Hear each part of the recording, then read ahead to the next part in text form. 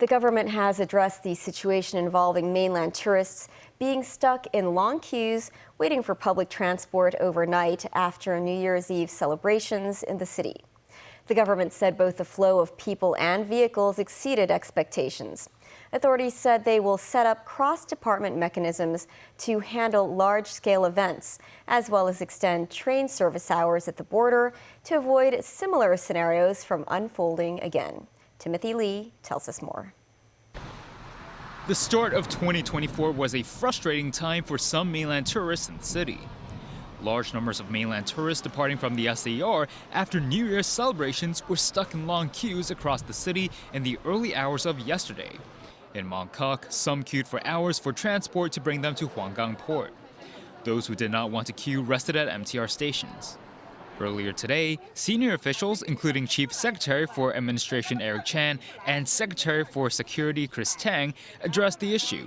They said the long waiting time was caused by heavy traffic congestion in Lok Ma Chau between midnight and 6 a.m., when more than 1,500 vehicles tried to cross the border.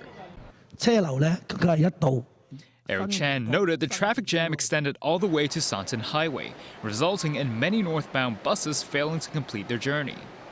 This, as Secretary of Culture, Sports and Tourism Kevin Yeung stressed the government will take action to improve the traveling experience for tourists in the future.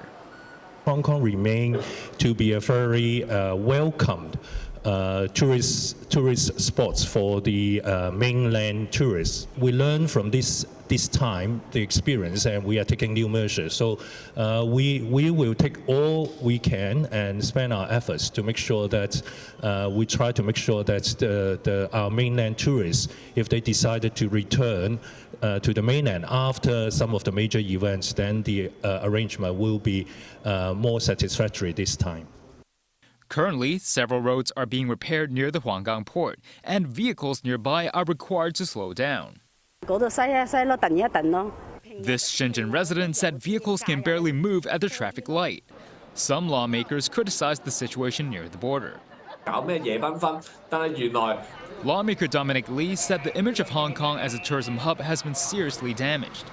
The government announced it will hold high-level meetings prior to large-scale events to coordinate traffic in the future, as well as extend cross-border service times to 24 hours. They will also discuss extending train service hours at the border with mainland authorities. Timothy Lee, TVB News.